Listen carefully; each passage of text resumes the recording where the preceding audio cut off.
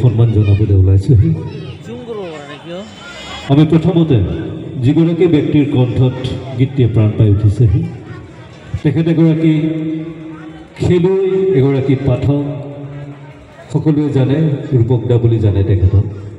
আৰু আমি এই অঞ্চলৰ ৰাইজে গৌৰৱ অনুভৱ কৰিছোঁ তেখেতৰ কণ্ঠত সূৰ্য পাহাৰ আধাৰিত এটি গীতে ইতিমধ্যে মুক্তি লাভ কৰিছেহি।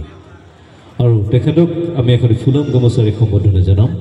সম্বোধনা জনাব মহাপীঠস্থান মূল সমিতিৰ সভাপতি মাননীয় শ্ৰীযুত খনীন্দ্ৰ চন্দ্ৰ ডাঙৰীয়া।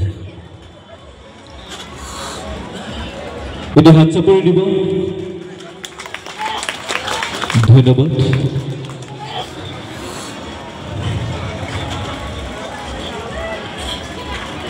যিগৰাকী ব্যক্তিৰ কলমত মহাপীঠস্থানৰ এই পবিত্ৰ গীতটিয়ে প্ৰাণ পাই উঠিছিলে আৰু যিগৰাকী ব্যক্তিৰ সুৰত গীতটিয়ে নতুন এক চঞ্চলা ৰূপ লৈ উঠিছিলে সেইগৰাকী ব্যক্তিয়ে হ'ল ধীৰাজ ৰঞ্জন চৌধুৰী ডাঙৰীয়া।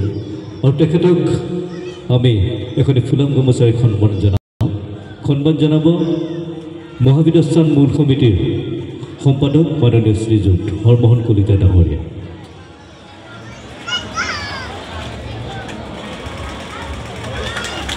ধন্যবাদ।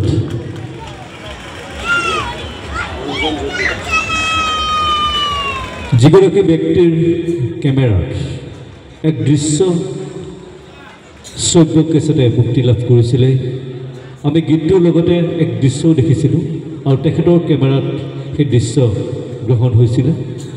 তেখেত হৈছে মাননীয় শ্ৰীযুত অঞ্জন দাস ডাঙৰীয়া, অঞ্জন জ্যোতি দাস ডাঙৰীয়া। তেখেতক এখন ফুলাম গামোচাৰে সম্বোধনা জনাব মেলাপথাৰ পৰিচালনা সমিতিৰ সম্পাদক দেৱজ্যোতি কলিতা।